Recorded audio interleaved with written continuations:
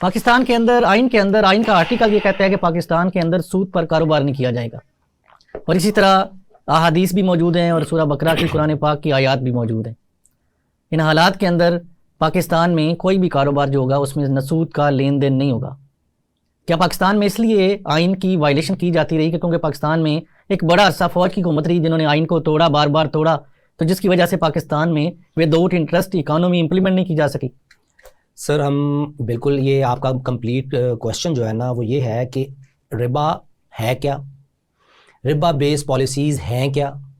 और Riba based policies की वजह से हमारी जो ये इकोनॉमी है वो कहाँ खड़ी और किधर जा रही है। शहजाद साहब ये बताएं कि मियां नवाज शरीफ के ज़हन में कौन सी चीज़ें थी कि जो उन्होंने ये डिसीजन लिया और वफाकी शरई अदालत के फैसले के खिलाफ कोर्ट में चले गए कि पाकिस्तान में मुआशरत क्यों नहीं सूद के बगैर चलाई जा सकती। सर जब आपका ड्राइवर नाअहल है ना, तो जो सवारी बैठी हुई है, जो ऑनर है गाड़ी का,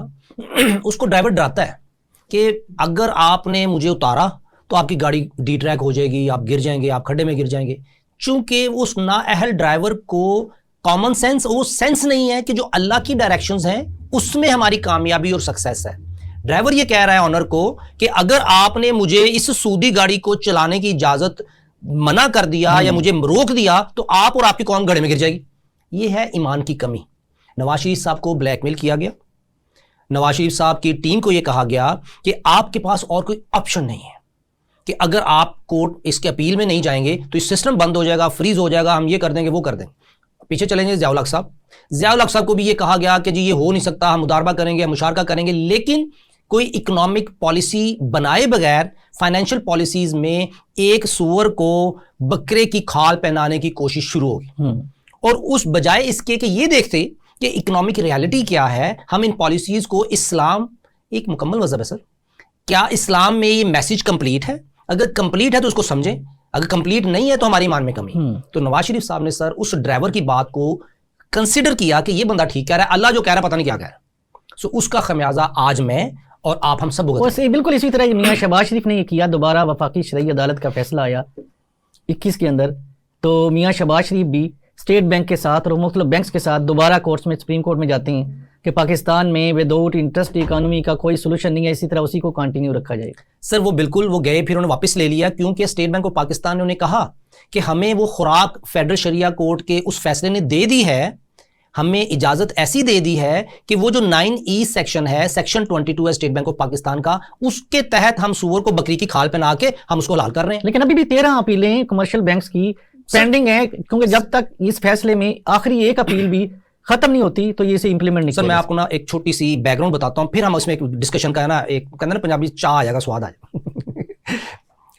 आपके लिए सर ये एक अमेजिंग स्टोरी है, वो ये कि जो अपीलें हैं ना सर, उसमें कुछ बैंक से UBL और वो गए में प्राइवेट बैंक के to safeguard their interest, क्योंकि अभी कन्वेंशनल फाइनेंस में उनके अभी इंटरेस्ट चल रहे हैं, वो इस्लामिक बैंकिंग में वो भी आ रहे हैं, क्योंकि उनको इस्लामिक बैंकिंग में ज्यादा सूद मिलता है,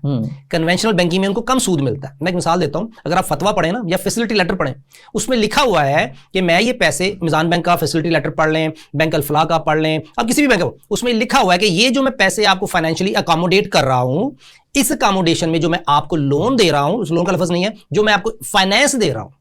उस पे जो प्रॉफिट रेट है वो काइबर प्लस 3% है या 2% है। काइबर है 22%, तो 2% 25% वो लगा रहे हैं। जो दूसरा कन्वेंशनल है वो भी इसी तरह है कि मैं जो आपको कर्ज दे रहा हूं वो काइबर प्लस 3% है। अब इस्लामिक बैंकिंग, इस्लामिक फाइनेंस में और कन्वेंशनल फाइनेंस में आगे क्या कहते हैं कि जी अगर आपने पैसे लेट दिए, कन्वेंशनल फाइनेंस कहता है कि मैं आपको उसी रेट पे चार्ज करूंगा, लेकिन इस्लामिक फाइनेंस ये कहता है मैं आपको 22% पेनल्टी पर मंथ लगाऊंगा। ओ खुदा का, बाद में कहते गलती, लेकिन उन्होंने क्लाइंट्स को पर मंथ 22% चार्ज किया, पर मंथ काइबर रेट के इक्विवेलेंट चार्ज किया, और उस वो जो पेनल्टी है वो तमाम मुफ्ती हज़रात के जो मदरसे हैं ना सर, उनको डोनेट की जाती है।